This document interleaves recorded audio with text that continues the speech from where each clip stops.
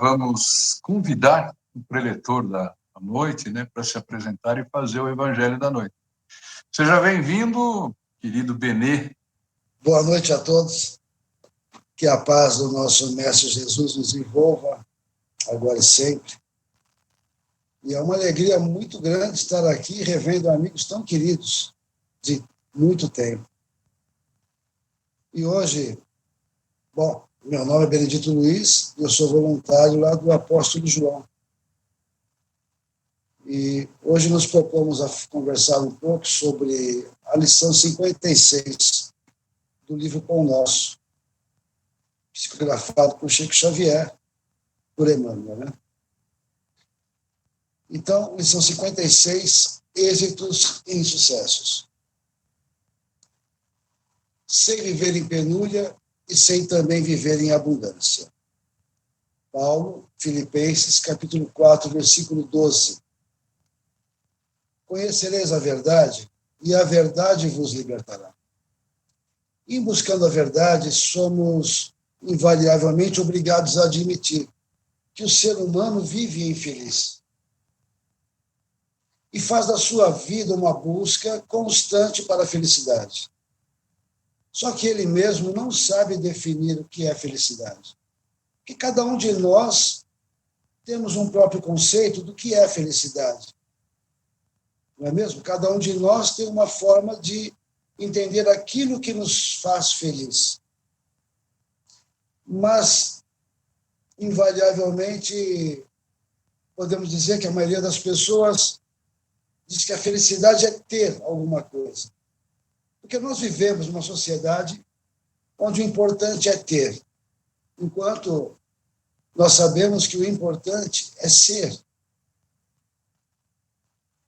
E Emmanuel diz assim, em comunidade social existem pessoas numerosas, demasiadamente preocupadas quanto aos sucessos particularistas, afirmando-se ansiosas pelo ensejo de evidência. Então, as pessoas, elas buscam objetivos cada vez mais altos, querendo a evidência, querendo poder, querendo cargos, e ela trabalha nessa linha. E Emmanuel continua. São justamente as que menos se fixam nas posições de destaque, quando convidadas aos postos mais altos do mundo, estragando desastradamente as oportunidades de elevação que a vida lhes confere. Uma vez que a pessoa atinge aquele objetivo que ela perseguiu, que ela trabalhou tanto para ter, para chegar, para alcançar, invariavelmente ela começa a ter acesso a caminhos que desviam ela daquele objetivo. Quando ela pensa que ela é melhor do que os outros, quando ela deixa de ver que existem pessoas que dependem dela, quando ela deixa de ver a importância daqueles que contribuem para que ela esteja naquele posto, quando ele passa a perseguir caminhos que o levam para a porta aberta, aquela porta que nos faz perder toda aquela evolução e tudo aquilo que nós alcançamos. Então, mais uma vez buscamos o auxílio nas palavras do Mestre, quando ele nos diz: eu vim para que tenham vida e a tenham em abundância. Ele ainda diz: buscai primeiro o reino de Deus, e todas as outras coisas vos serão acrescentadas. Duas frases que merecem ser melhor analisadas em nossos estudos. Que seria a vida em abundância? Seria viver muito ou viver bem? E nós vivemos bem? Por que buscar primeiro o reino de Deus? E onde está? Onde encontrar esse reino de Deus? Será que é muito distante? Em buscando o reino de Deus, devemos nos esquecer de que vivemos no mundo material, onde é necessário trabalhar para se manter? Vida em abundância é o mesmo que vida em plenitude. Viver a vida buscando usufruir todos os seus aspectos e possibilidades existentes. E uma das coisas que nós costumamos esquecer quando nos referimos à vida é de que somos espíritos imortais. Temos em nós a natureza material. Temos em nós a essência espiritual. E é essa que prevalece. Morrendo o corpo, continuaremos a existir. Nós temos ainda alguma dificuldade quando nós falamos de vida, entender que vida é somente agora, esta encarnação. Do dia que nós reencarnamos ao dia do nosso desencarne. Emmanuel, nesse aspecto, ele tratou desse tema em uma outra lição do mesmo livro, a lição 36, intitulada Até o Fim. Mas aquele que perseverar até o fim será salvo. Dito por Jesus, está em Mateus, capítulo 24, versículo 13. Mas aqui, não vemos Jesus referir-se a fim que simbolize término, e sim finalidade, alvo, objetivo. A mesma coisa que a nossa vida. A nossa vida, como nós já falamos anteriormente, que o corpo morre e o espírito permanece. A nossa vida, de toda a nossa existência, de elevação do nosso espírito. Quanto ao reino de Deus, é uma outra história. Porque nós dizemos frequentemente em nossas orações que venha a nós o vosso reino.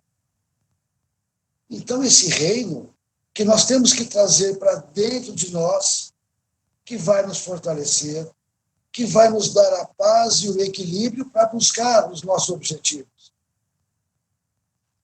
que vai nos dar força de escolhas, de fazer as escolhas corretas.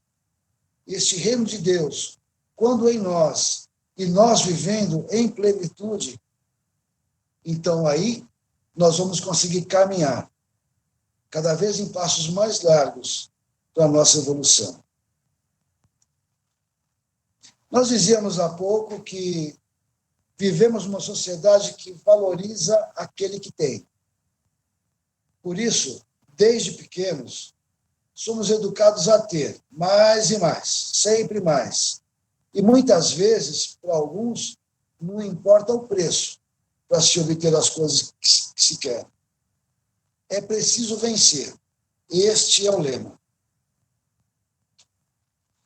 Então, Emmanuel diz assim: quase sempre, os que aprenderam a suportar a pobreza é que sabem administrar com mais propriedade os recursos materiais. E ele continua: por esta razão, um tesouro amontoado para quem não trabalhou em sua posse é muitas vezes causa de crime, separatividade e perturbação. Frequentemente, nós ouvimos dizer pessoas que falam assim, aliás, pessoas que conquistaram coisas, fortuna, por herança, por jogo, ou até alguns até de forma ilícita, mas que rapidamente perdem tudo. Acabam a vida de uma maneira bem difícil. É muito comum a gente ver isso. O Emmanuel disse assim: por esta razão, um tesouro amontoado para quem não trabalhou em sua posse é muitas vezes causa de crime, separatividade e perturbação. Nós vemos, às vezes, famílias que se perdem quando herdeiros brigam, até se maltratam e cometem crimes por conta de interesses materiais, que é muito triste. Então, Emmanuel vem ainda dizer assim: Pais trabalhadores e honestos formarão nos filhos a mentalidade do esforço próprio e da cooperação afetiva, ao passo que os progenitores egoístas e descuidados favorecerão nos descendentes a inutilidade e a preguiça. E eu quero ficar um pouco mais nesta frase e vamos trabalhar 2 tempos dela. Porque muitas vezes nós ouvimos pessoas dizer que trabalharam desde muito cedo, que tiveram muitas dificuldades para vencer, e logo cedinho já começou a trabalhar. Era criança ainda, talvez, mas costuma dizer assim, que quando adulto e quando vencer, dará para os filhos tudo aquilo que não teve quando criança. Já devem ter ouvido falar sobre isso, não é mesmo? Muito bem. Então, voltando à frase de Emmanuel. Pais, trabalhadores e honestos formarão nos filhos a mentalidade do esforço próprio e da cooperação afetiva. Aqui, ele está falando dos nossos pais, que viviam em dificuldade, que trabalhavam demais para conseguir colocar a comida na mesa e ensinaram para os filhos a necessidade do trabalho e da cooperação entre todos, e que todos devem trabalhar com o mesmo objetivo, que é do sustento. Formaram entre si um laço afetivo gigante. Eles se amam, eles se respeitam, eles trabalham na mesma direção. Então, esses são os pais, nossos pais que passaram por dificuldades. O segundo tempo dessa frase. Ao passo que os progenitores egoístas e descuidados favorecerão nos descendentes a inutilidade e a preguiça. Aí é quando nós dizemos que vamos trabalhar, vamos vencer na vida e dar aos filhos tudo aquilo que não tivemos quando criança. Só que não daremos a eles a oportunidade de compreender a necessidade do trabalho, da cooperação mútua para atingir o mesmo objetivo. Talvez estejamos aí, aqueles que fazem desta forma, alimentando o ócio e a preguiça. A matéria que constitui o nosso corpo, ou a que forma os chamados bens materiais, é uma criação divina para o nosso aprendizado.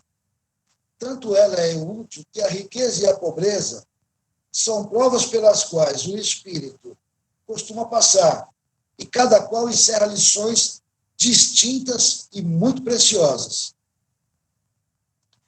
Tem uma história muito interessante, que eu gosto muito, que trata sobre a riqueza e a pobreza. Um dia, um pai de família rica, levou seu filho para viajar para o interior, com o propósito de mostrar a ele o quanto as pessoas podem ser pobres. E eles passaram um dia e uma noite na fazenda de uma família muito pobre. Quando retornaram da viagem, o pai perguntou ao filho: "E aí, filho, como foi a viagem?" O filho diz assim: "Muito boa, papai." E ele diz: "Você viu como as pessoas podem ser pobres?" E o garoto respondeu: "Sim." Ele falou: "Muito bem. E o que você aprendeu com essa viagem?" E o garoto responde assim: "Eu vi que nós temos um cachorro em casa, e eles têm 4. Nós temos uma piscina que alcança o meio do jardim. Eles têm um riacho que não tem fim. Nós temos uma varanda coberta, iluminada com luz, e eles têm as estrelas e a lua. Nosso quintal vai até o portão de entrada. Eles têm uma floresta inteira." Então o pai ficou estupefato com a resposta do filho, e o filho ainda arrematou: "Obrigado, pai, por me mostrar o quanto pobre nós somos." Moral da história é que tudo o que temos depende da maneira como olhamos para essas coisas. Se temos amor, amigos, saúde, bom humor, atitudes positivas para com a vida, nós temos tudo. Se somos pobres de espíritos, egoístas, ranzinzas, nós não temos nada. As coisas materiais, elas podem ser boas e úteis. O erro está em supervalorizá-las. O problema aparece quando se busca felicidade, unicamente satisfação de sensualidade e nos prazeres materiais, perecíveis, finitos, esquecendo-se que a vida do espírito é a verdadeira vida. Aliás, esse é um péssimo costume da sociedade, o de valorizar as coisas mais do que as pessoas, ou valorizar as pessoas a partir das coisas que elas ostentam.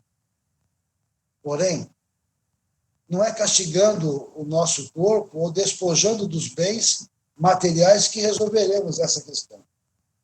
O essencial é ter equilíbrio, dar a cada coisa o seu justo valor. Porque nos momentos de desequilíbrio, perde-se facilmente a noção do verdadeiro valor das coisas e das pessoas. Tem uma outra historinha, também tratando desse tema, em que um pai de família, camponês, vivia num sítio, ele tinha 3 filhos, um de 11 anos, um de 9 e um de 7.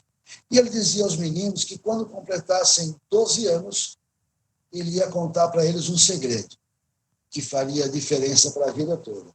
Então as crianças, elas ficavam ansiosas para quando chegasse o momento do pai revelar o segredo. E quando o primeiro filho completou 12 anos, o pai foi acordá-lo logo cedo e falou assim: meu filho, hoje você completa 12 anos. Então acorda, se veste e venha comigo. E levou ele até o estábulo.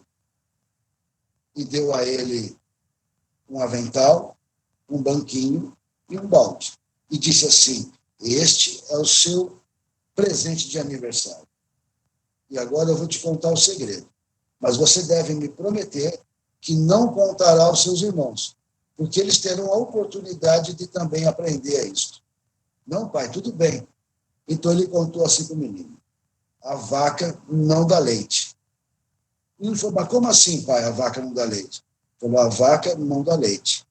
A partir de amanhã, você levanta às 5 horas da manhã e vai tirar o leite da vaca para levar para a mesa para todos nós nos alimentarmos. Então, ensinava para o filho a necessidade do trabalho. Ainda na lição, Emmanuel diz assim: Paulo de Tarso, na lição à igreja de Filipos, refere-se ao precioso imperativo do caminho que se reporta ao equilíbrio, demonstrando a necessidade do discípulo quanto à valorização da pobreza e da fortuna, da escassez e da abundância. O êxito e o insucesso são 2 taças guardando elementos diversos que, contudo, se adaptam às mesmas finalidades sublimes. A ignorância humana, entretanto, encontra no primeiro licor da embriaguez e no segundo identifica o fel para a desesperação. Nisto resiste o erro profundo, porque o sábio extrairá da alegria e da dor, da fartura e da escassez, o conteúdo divino. Então, nós vamos ainda na lição de Paulo, quando ele nos diz: a tudo dai graças. Dai graças por aquilo que não aconteceu como nós queríamos, dai graças por aquilo que aconteceu conforme nós desejávamos, dai graças a tudo. Que Paulo fez isso. Dai graças quando ele conseguia levar o evangelho, e ele dava graças também quando ele era apedrejado. Então, a felicidade, ela consiste em nós compreendermos as 2 coisas.